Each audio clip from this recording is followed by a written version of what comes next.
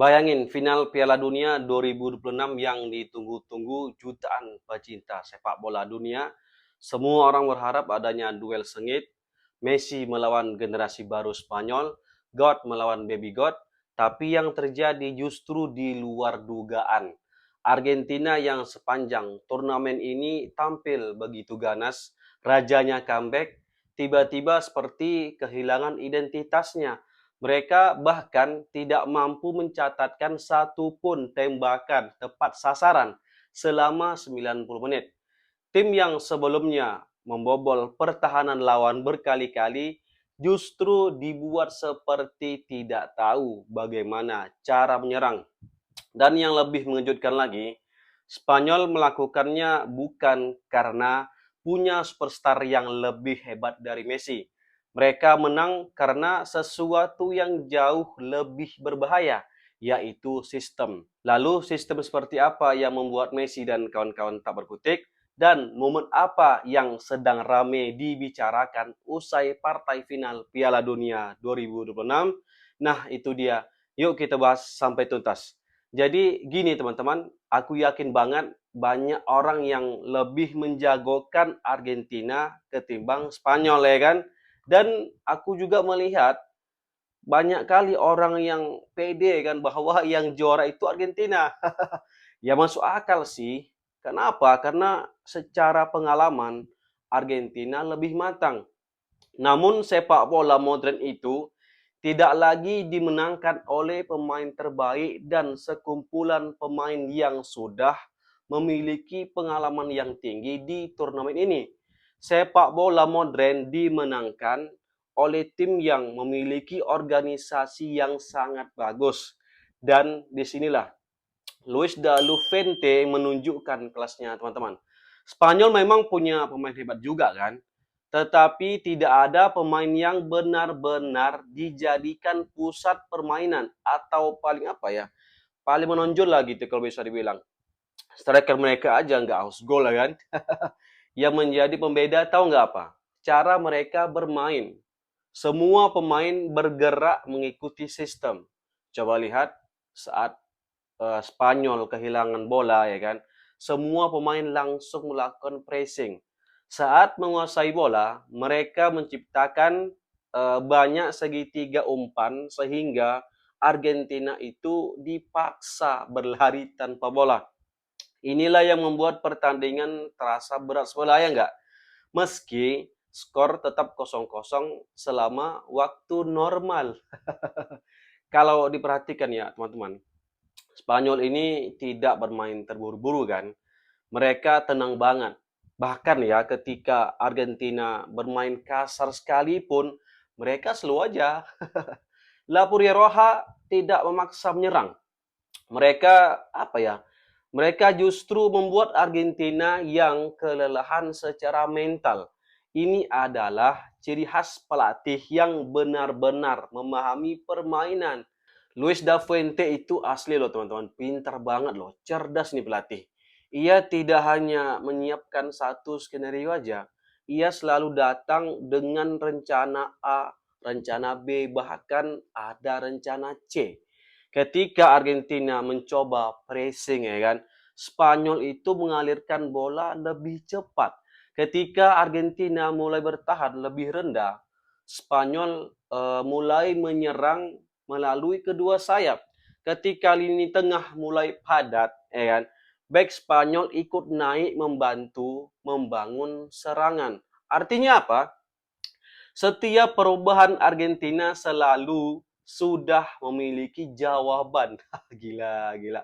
Inilah mengapa Spanyol terlihat selalu satu langkah lebih maju. Teman-teman, kalau kita melihat ya statistik pertandingan dini hari kemarin, aku sorry ya teman-teman, aku baru sempat take video dan baru sempat upload pagi ini. Asli nggak tidur di malam kan? Akhirnya ya gitulah. Inilah statistik yang paling mengejutkan dalam sejarah final Piala Dunia. Kalau boleh aku sebut, final yang terburuk lah. Lawannya pun nggak seberapa rupanya. Argentina tidak mampu loh menghasilkan satu pun tembakan tepat sasaran selama 90 menit. Mereka cuma mondar-mandir aja di lapangan. Padahal ya, sepanjang turnamen akbar ini, Argentina merupakan salah satu tim paling produktif ya kan? Apa sih penyebabnya? Jawabannya ya jelas ada pada struktur bertahan Spanyol. Kemungkinan besarlah Albiceleste kalah, mereka nggak bisa main. Kayaknya mereka ini lupa cara main bola. Banyak yang bilang Messi dan kawan-kawan kalah itu karena apa ya? Karena cederanya center back mereka dan kartu merah si Enzo ya kan. Padahal ya, kalaupun Argentina tidak kehilangan Lisandro Martinez dan Enzo Fernandez, ya tetap aja kalah lah. Orang mereka nggak bisa main bola kok. Alias apa namanya ya? Argentina nih betul-betul dilumpuhkan oleh taktik jitu ala De La Fuente. Messi aja seperti menghilang ya kan? Ya memang dia main sejak menit pertama. Tapi asli nggak bisa berbuat apa-apa. Ya memang dia tidak apa ya tidak di makin kalinya ya kan, tapi ruangnya itu loh dibatasi. Coba deh perhatikan saat Messi turun menjemput bola, langsung itu ada pemain yang mengawalnya. Saat Julian Alvarez mencoba bergerak di belakang back, garis pertahanan langsung merapat. Saat Mark Allister ingin mengatur tempo gitu kan, gelandang Spanyol tidak pernah memberikannya ruang. Yang lebih menariknya lagi tahu nggak apa? Sekali lagi aku tegaskan, Spanyol tidak melakukan penjagaan satu lawan satu secara terus-menerus. Mereka menjaga ruang atau mempersempit gerak para pemain Argentina, khususnya Lionel Messi. Siapapun pemain La Albiceleste yang masuk ke zona berbahaya mereka langsung disambut 2 hingga 3 pemain. Akibatnya, kalian bisa lihat sendiri, Argentina memang masih menguasai bola di beberapa momen. Tetapi bola itu berputar jauh dari kotak penalti Spanyol. Secara visual, Argentina terlihat bermain, namun secara efektivitas mereka benar-benar dimatikan. Kalau bukan karena apa ya? Karena Emiliano Martinez ya kan. Aku rasa sudah 3-0 tuh menang Spanyol. Bahkan laga ini mungkin selesai atau berakhir lebih cepat lagi. Debu tampil luar biasa loh. Beberapa peluang emas Spanyol berhasil digagalkannya. Refleks, posisi, dan keberaniannya keluar dari garis gawang layak diacungi jempol. Setuju nggak? Biasanya ya tuh teman-teman, kalau seorang kiper menjadi pemain paling sibuk dalam satu pertandingan, itu tandanya tim sedang berada dalam tekanan besar. Dan itulah yang terjadi dini hari kemarin, ya kan? Martinez berhasil memang berkali-kali menyelamatkan gawang Argentina. Tetapi penjaga gawang terbaik sekalipun ya punya batas, betul nggak?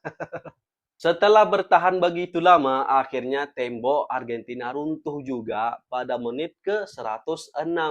Berawal dari pergerakan Nico William di sisi kiri, ia memenangkan duel udara dan mengarahkan bola ke belakang. Di sana sudah menunggu Ferran Torres ya kan.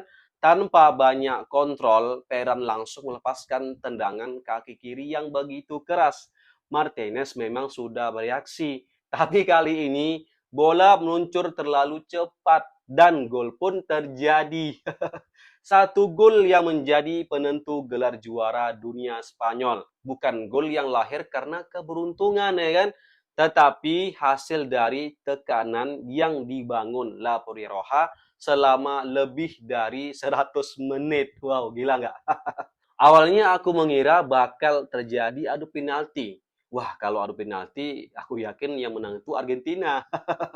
Dan dengan berakhirnya final Piala Dunia kali ini, menandakan berakhir pula era Lionel Messi. Nah, teman-teman, ada apa ya? Ada momen di saat penyerahan trofi World Cup 2026, ada pemandangan yang menurut aku tidak biasa. Apa itu, Bang? Cobalah kalian lihat video-video yang beredar di medsos. Lamine Yamal kelihatannya malas banget nih buat salaman dengan Presiden Amerika. Sampai pengen menghindar gitu kan, tapi akhirnya Trump menyodorkan tangannya kembali. Begitu juga ketika kiper utama timnas Spanyol, Unai Simon, terlihat tidak merespon saat berada di hadapan Trump.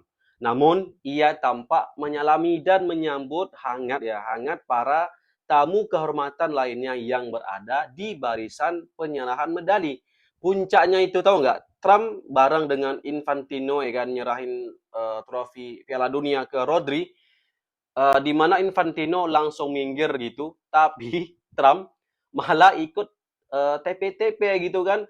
Rodri yang nggak sadar kalau ada Trump di situ, ya mau ikut ngangkat piala, lalu nyuruh Donald Trump buat minggir. Dan ekspresi Yamal itu benar-benar mewakili netizen di seluruh dunia. Puas sekali aku baliannya. Final ini memberi satu pelajaran penting pada kita, teman-teman. Banyak orang mengira ya, untuk menjadi juara dunia itu sebuah tim harus memiliki pemain terbaik. Namun Spanyol membuktikan hal yang berbeda. Mereka memang memiliki pemain berkualitas, tetapi yang membuat mereka menjadi juara adalah kolektivitas, disiplin, dan kecerdasan taktik. Ketika satu rencana tidak berhasil, mereka punya rencana lain. Ketika lawan mencoba beradaptasi, mereka kembali menemukan solusi. Sebaliknya, Argentina yang begitu tajam sepanjang turnamen ini akhirnya dipaksa bermain seperti tanpa arah, bahkan lupa cara bermain bola. Karena Spanyol berhasil menutup hampir semua jalur yang selama ini menjadi senjata utama mereka. Inilah mengapa gelar juara Spanyol terasa begitu layak. Mereka tidak hanya memenangkan pertandingan, tetapi juga memenangkan pertarungan strategi. Teruntuk Lionel Messi, you are still the best and happy retirement. Jadi, kalau menurut kalian gimana? Apakah ini salah satu penampilan terbaik Spanyol di era Luis de la Fuente? Tulis ya pendapatnya di kolom komentar. Horas. Assalamualaikum warahmatullahi wabarakatuh.